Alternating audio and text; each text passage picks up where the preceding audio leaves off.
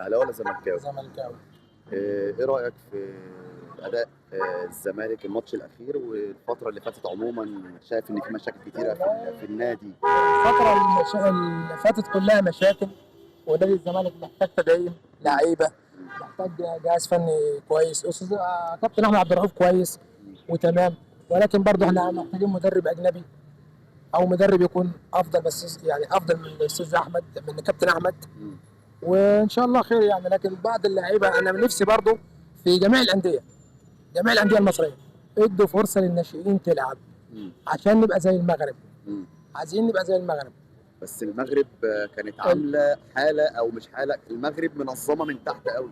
ما انا بقول لحضرتك ادوا فرصه للناشئين. انتوا الناشئ بيطلع بترموه في اي نادي ما بيلعبش، وده طبيعي، وده بيبقى سن وحش على اللعيب، فبيبدا ييأس فما بيرضاش يكمل. في لعيبه كتيره كده دمرت بسبب كده.